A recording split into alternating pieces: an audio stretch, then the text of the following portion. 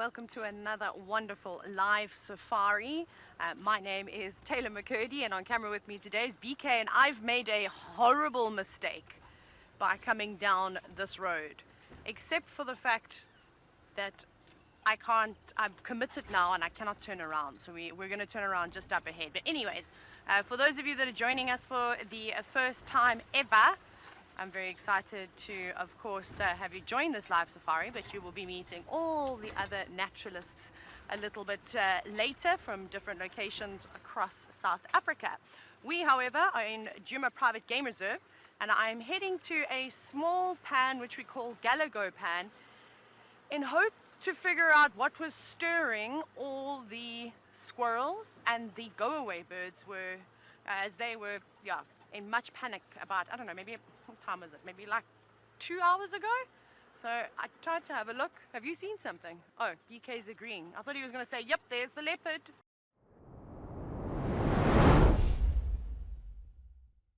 What a way to start. And there's a nice herd of elephants as well. I mean, there's females, there's young ones, there's little babies in there. This is absolutely amazing to see this. And as I say, it is quite a hot afternoon. Janet, definitely. I think with this heat that's happening here, I mean, like today, I know that Andrew had quite a bit of, quite a few hot days, same as Ben. So this is typical. I mean, on a hot day like this, you've got these mud wallows around you. What a perfect way to spend an afternoon, to just, of course, cake your body full of mud, keeping yourself nice and cool for the rest of the day. And of course, even the young ones are getting involved there. So this is just ideal. And we've still got this one elephant that's enjoying, of course, this mud and bathing nice. A little bit of like a growth on the front left leg there. That's interesting.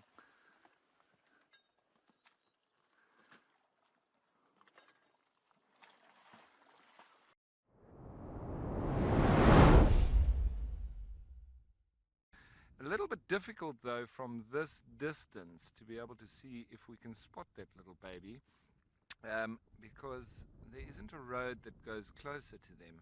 So we've had to in fact stop well on the other side. At least we can have a view on them, because they've spent the majority of the day hiding up in the thickets, and I've spent the majority of the day trying to find them. So at least we've managed to eventually get a view on them, albeit from a distance. But if we look closely, we might see the tiny new little one, but it might be a little bit difficult in that thick vegetation there. It is tiny and it's very hairy, and it is not quite sure on its feet, but these elephants have walked it quite a long distance from where it was when we last saw them.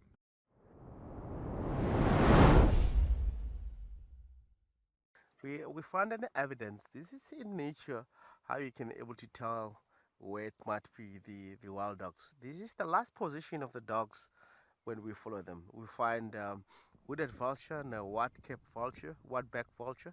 They were one of the battalia, the short-tailed snake eagle. They just take off, but I wonder why they're not in the ground. So pretty much the dogs might be still lying down in this kind of an area. It could be exactly there, it could be somewhere else, but they are definitely in the area. We have found the wild dog feces on the road that we have encountered early part of the morning. So we guarantee that the dogs are still sleeping here in a block. Due to the ground, of course, at the moment is very wet, we cannot able to off-road and get close and find the details, but we're now certain that the dogs are pretty much in this area. Lovely, great. We managed to find our dogs. Look like they're gonna catch the impala in front of us. Let's have a look. I don't want to get excited, but this is gonna happen right here if it do happens.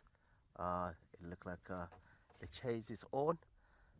Not really like they have to. I don't know what's going on with this dog.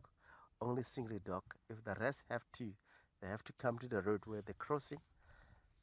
But it could be possibilities of it's too dark now. They don't want to put themselves into danger. They'd rather not to do that. They'd rather not make a kill because, and also the zebra close by. In most cases, let us see the zebra how they're going to behave. Oh no, it seems like a joke what I'm seeing here.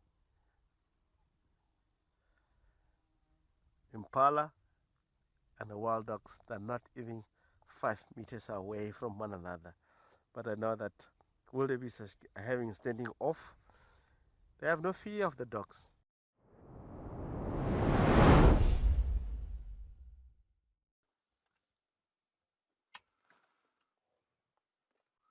Well, we've got a black-backed jackal here, beautiful here. It's of course where we're still, yeah, where we're still sitting with this kill. No, not a kill. Well, it is a kill, but there's no lions here. Well, there's tracks of the lions, but the black-backed jackal was around here now, but you can see it is pushing off now. One of the scavengers, very important to the ecology, of course, and you knowing that black-backed jackals, vultures, hyenas, they definitely do the cleanup of all these carcasses. So of course they definitely prevent diseases spreading, and I'm hoping that something will come back to this carcass. There's quite a bit left. I mean, it's behind us because it's difficult to see, but Igor and myself took a look. There's about at least half of that carcass left.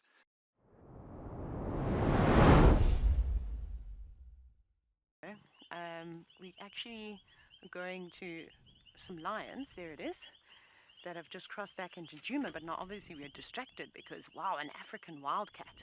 Now, these are amazing creatures.